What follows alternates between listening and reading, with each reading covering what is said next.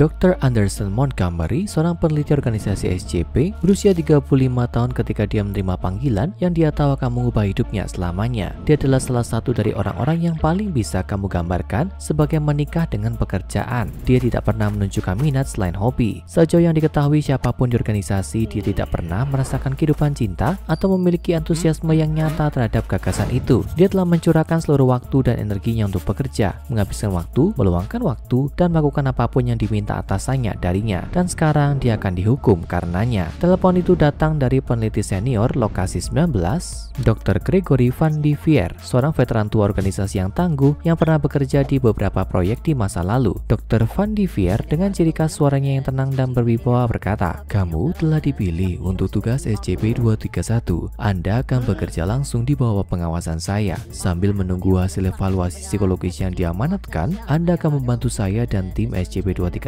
lainnya dalam melaksanakan prosedur 110 Montauk. Saya berharap dapat bekerja sama dengan Anda." Perasaan ini tidak saling terkait. Ketika panggilan itu berakhir, Dr. Montgomery yang biasanya tabah dan profesional itu berkeringat dingin. Dia pernah mendengar legenda tentang SCP-231 dan prosedur 110 Montauk. Organisasi perlu melakukan beberapa hal ekstrim untuk menjaga agar anomali berbahaya tetap tertahan, mulai dari mengorbankan orang ke SCP-2845 rusa dan SCP-974 pemangsa rumah pohon, hingga membunuh warga sipil yang terlalu dekat dengan SCP-823 karnaval horor. Tapi prosedur 110 Montauk adalah hal yang berbeda. Ini adalah tindakan penahanan yang sangat mengerikan, sehingga bagi banyak orang di organisasi itu benar-benar tak terkatakan. Pengetahuan tentang pemindahannya yang akan datang mendorong Dr. Montgomery untuk melakukan sesuatu yang belum pernah dia lakukan sebelumnya, bersosialisasi. Dia bertanya kepada beberapa rekan peneliti lokasi 19, menanyakan apakah salah satu dari mereka telah melakukan atau mengenal siapapun yang telah melakukan prosedur 110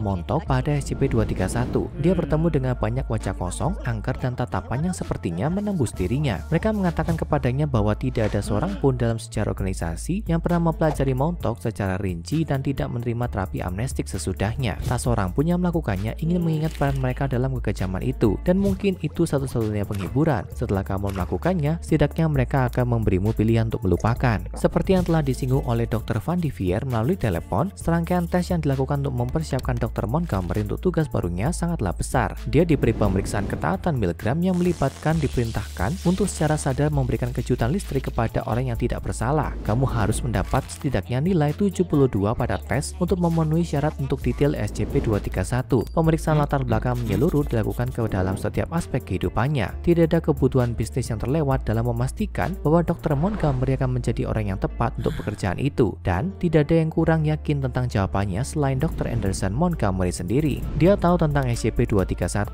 Semua orang di organisasi pun demikian. Lagi pula, jika ada bom nuklir 100 megaton di lemari kamar tidurmu, tidakkah kamu setidaknya ingin tahu bahwa itu ada di sana? Itulah yang dimaksud dengan SCP-231, kecuali bahwa itu membuat senjata nuklir terlihat seperti ciuman selamat malam yang lembut sebagai perbandingan. Jika SCP-231 dikompromikan, itu berarti akhir dari kenyataan seperti yang kita ketahui dan awal dari mimpi buruk yang sebenarnya. Semuanya dimulai dengan gudang di waktu dulu. Gudang yang telah dibeli dan didaftarkan atas nama D. Spivak diyakini sebagai target orang terkenal, yaitu Deepesh Spivak, seorang pemain kuat dari sekte kecil yang dikenal sebagai anak-anak Raja Scarlet. Seperti namanya, mereka menyembah Raja Scarlet, salah satu makhluk paling kuat dan berbahaya di seluruh multi dunia. Dewa mimpi buruk yang mewakili kekacauan, kekejaman, dan kekerasan primitif. Pengikut Raja Scarlet terus-menerus merencanakan dan melaksanakan upaya baru untuk memungkinkan tuan mereka masuk ke dunia nyata kita. Dan yang terbaru, berpusat di sekitar gudang kecil sederhana di tepi kota yang mungkin tidak terlalu jauh darimu. Keluhan kebisingan telah menyebabkan kecurigaan ke gudang ini. Teriakan dan nyanyian di tengah malam. Langkah kaki yang keras menggores logam. Ketika polisi tiba untuk memeriksa keluhan kebisingan, mereka disambut dengan kekuatan yang mengejutkan. Orang asing berjubah dengan persenjataan berat menembaki mereka ke kiri dan ke kanan. Apa yang dipertahankan para maniak ini di sana? Sebuah laboratorium obat, transaksi senjata, perdagangan manusia? Jawaban yang benar akan lebih buruk. Beruntung bagi responden pertama, mereka memiliki pasukan kavaleri yang tak terduga untuk menyelamatkan mereka. Gugus tugas taktis organisasi SCP yang dipersenjatai dengan baik dan terlatih. Mereka mengusir sekte dan segera mengambil alih penyelidikan hanya untuk menemukan bahwa rahasia mengerikan di dalam gudang akan menjadi padat bahkan untuk mereka. 7 gadis dirantai dan diabaikan, masing-masing menjadi korban ritual dan perbuatan mengerikan oleh para pemuja. Tampaknya berada pada tahap akhir kehamilan. Organisasi mengantar ke 7 gadis itu pergi ke ruang penahanan yang aman, menangkap beberapa penculik mereka mereka hidup-hidup dan juga berhasil mengumpulkan serangkaian buku catatan yang merinci sifat menjijikan dari ritual tersebut. Itu adalah contoh sempurna tentang bagaimana terkadang manusia biasa bisa menjadi monster terhebat dari semuanya. Berbicara tentang monster, sesuatu yang mengerikan terjadi pada malam ketika 7 gadis yang ditunjuk SCP-231-1 hingga 7 dibawa masuk.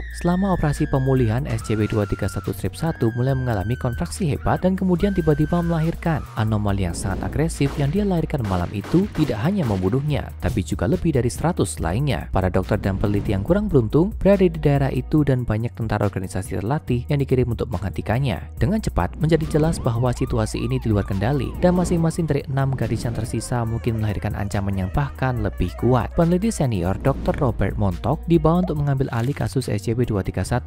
Perdebatan akan berlangsung di antara staf organisasi selama bertahun-tahun tentang apakah dia orang terbaik atau terburuk untuk pekerjaan itu. Kamu tahu, Dr. Montauk memiliki cerita sejarah dengan anak-anak Raja Scarlet, sekte yang telah menciptakan SCP-231. Bertahun-tahun sebelumnya, adiknya Jacob telah hilang, tidak pernah terlihat lagi, dan dia percaya bahwa merekalah yang berada di balik itu. Secara alami, Dr. Montauk berpikir bahwa sedikit balas dendam adalah hal yang wajar. Banyak orang di organisasi percaya bahwa kemarahan ini, keinginan untuk membalas para pemuja dan Raja Scarlet, menyebabkan dia membuat prosedur yang sama mengerikannya dengan prosedur yang selamanya akan memakai namanya. Dia memahaminya setelah secara obsesif membaca buku catatan sekte dan melakukan interogasi brutal terhadap anggota sekte yang mereka tangkap. Dia telah mengambil metode kultusnya sendiri yang tidak manusiawi dan merekayasa ulang, membuat mereka lebih biadab dalam prosesnya. Itu adalah tindakan yang begitu tanpa belas kasihan dan kelayakan, sehingga banyak yang percaya bahwa Dr. Montauk nantinya akan menjadi gila dan menjadi musuh organisasi yang memungkinkan dia untuk membalas dendam. Sejak itu, SCP-231 telah menjadi anomali yang dirusak oleh tragedi demi tragedi. Ilmuwan organisasi berusaha untuk mengakhiri kehamilan SCP-231-2, tapi sebaliknya, ini hanya mendorongnya untuk melahirkan. Itu adalah bencana besar lainnya dengan sejumlah orang termasuk SCP-231-2 terbunuh dalam prosesnya. SCP-231-3 diyakini telah mematikan entitas dari protokol prosedur 110 Montauk dan sekali lagi melepaskan entitas dalam proses yang menyebabkan hilangnya nyawa secara besar-besaran. SCP-231-4 diberi sampel SCP-500 Panacea yang merupakan kumpulan pil yang dapat menyembuhkan apa saja. Itu memang menyebabkan dia berhasil mengeluarkan janin 231, tapi janin ini kemudian menyebabkan peristiwa korban massal lainnya, membunuh SCP-231-4 dan banyak lainnya. Penerapan prosedur Montauk yang gagal adalah yang memicu SCP-231-5 dan mengakibatkan tidak hanya jumlah besar kematian tambahan, tapi penghancuran lokasi 231 Aleph, seluruh lokasi yang digunakan dalam penahanan spesimen SCP-231. Prosedur Montauk juga menyebabkan insiden dengan SCP-231-6 meskipun dengan cara yang sedikit lebih tidak langsung. Seorang agen jahat telah dibuat gila dengan rasa bersalah karena perannya dalam prosedur 110 Montauk dan mencoba melarikan diri dengan SCP-231-6.